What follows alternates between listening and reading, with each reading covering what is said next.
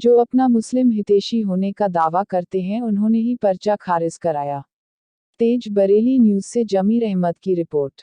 विधानसभा चुनाव को लेकर घमासान मचा हुआ है, जहां एक तरफ बसपा, सपा, भाजपा, कांग्रेस आदि पार्टियां जनता को लुभाने के लिए जनता के बीच जाकर तरह तरह की योजनाओं को समझा रही है, तो वहीं राष्ट्रीय रिपब्लिकन पार्टी के प्रदेश अध्यक्ष नदीम इकबाल ने अपने निवास पर प्रेसवार्ता का आयोजन कर बताया कि उन्होंने बरेली 125 कैंट विधानसभा से विधायक पद के चुनाव के लिए नामांकन दाखिल किया था, जिसको निरस्त कर दिया गया।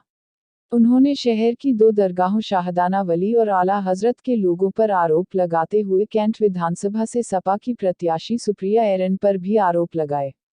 वहीं नदीम इकबाल ने कहा कि इस मामले की शिकायत जिम्मेदारान अधिकारियों से लेकर हाईकोर्ट तक की है। प्रेसवार्ता में बोलते हुए नदीम इकबाल ने कहा, मैं नदीम इकबाल राष्ट्रीय रिपब्लिकन पार्टी का प्रदेश अध्यक्ष हूँ।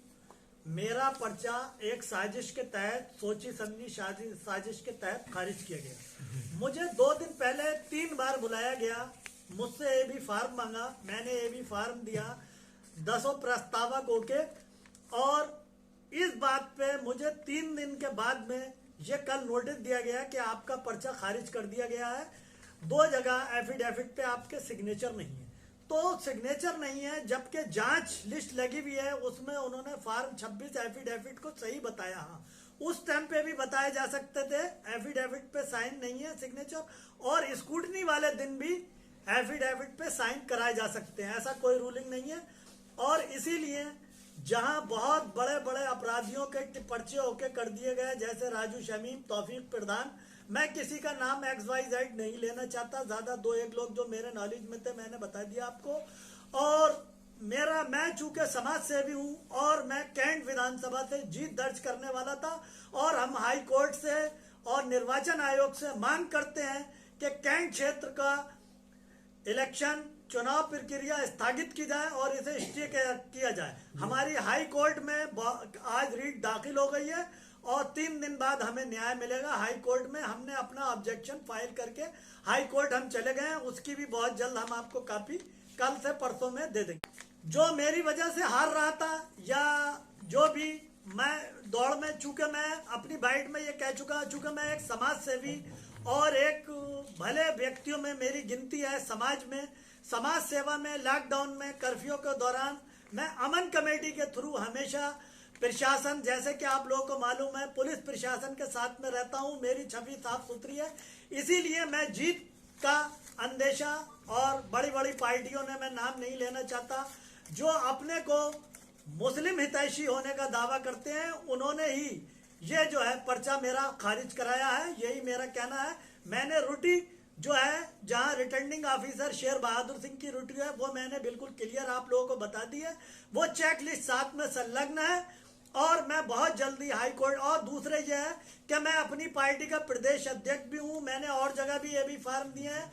मेरे दुश्मनों से मेरे प्रॉपर्टी के भी मुकदमे चल रहे हैं और मेरी जान को खतरा है। ये पार्टियां जो मेरा पर्चा खारिज करा सकती हैं, ये मेरी कभी भी हत्या करा सकती हैं। मेरा और मेरी जान माल का पहले चुनाव आयोग से और माननीय कप्तान साहब से मेरी है कि बहुत जल्दी मुझे सुरक्षा मुहैया कराई जाए, और मेरी जान का, अगर मेरे साथ में कोई हादसा होता है तो उसके लिए पुलिस प्रशासन या चुनाव आयोग जिम्मेदार होगा। ये साजिश के तहत फिर कहना चाहूंगा, पर्चा खारिज करा गया। किससे खतरा है आपको? मुझे, किससे खतरा है? मैं लोकसभा प्रवीण सिंह एरन के साथ में लड़ चुका हूं और अब एक समाज सेवी हूं 2009 में। मुझे इन्हीं ये जो ताकतें हैं, जो है इस्लामी ताकतें, कट्टर मुल्ला लोग जो है, इनसे खतरा है, कभी भी मेरी हत्या करा सकते हैं। मुझे धमकियां लगातार चुपचाप मिल रही हैं, लोग कहलवा रहे हैं पर्चा वापस ले लो, इसलिए जानबूझ के ये पर्चा खारिज करा। कौन ऐसे लोग जो आपको धमकियां दे रहे हैं?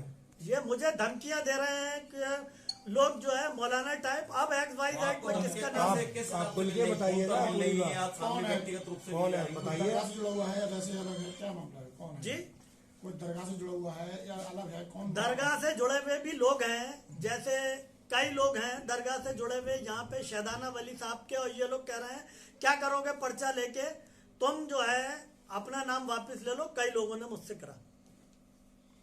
नाम क्यों नहीं खोल रहे हैं आप आपका उनके? पर्चा खारिज हो गया है, सारी चीजें हो गई, आपने आरोप लगाया कि आपकी हत्या कराई सकती है, कौन है वो? आपको धमकी मिल रही है, फिर भी आप खुल के नहीं बताएंगे।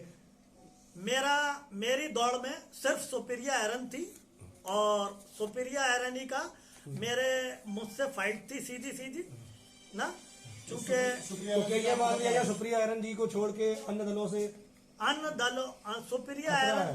अन्य दलों का सुप्रिया एरन ही मेरी वजह से चुनाव समीकरण बदल रहे थे, इसलिए मेरी वजह से मैं जीत हासिल करने वाला था, इसीलिए उन्होंने समाजवादी पार्टी ज्वाइन करी है। मुझे उनसे अपनी जान का खतरा है, कभी भी मेरी हत्या हो सकती है। मौलवी कौन है वो जो मौलवी का आप नाम ले रहे हैं?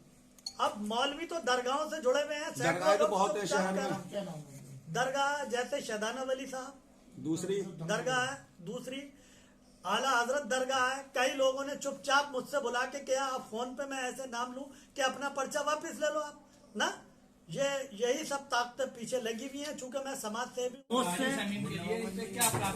मुझसे रिटर्निंग ऑफिसर ने कहा कि अगर कोई आपका आपराधिक इतिहास हो तो आप सुप्रीम कोर्ट की रूलिंग के अनुसार जो है उसे प्रकाशन कराएंगे 3 पेपरों में, और बोले अभी करिए आप, जबकि बड़े बड़े अपराधी तौफीक प्रदान हुए हैं, 307 302 के भी मुकदमे हैं, भू माफिया एक्ट भी लगी हुई है और जान से मारने की धमकियों के मुकदमे हैं। वो किसी से नहीं कहा गया कि ये प्रसारण कराइएगा सुप्रीम कोर्ट के रूलिंग के अनुसार।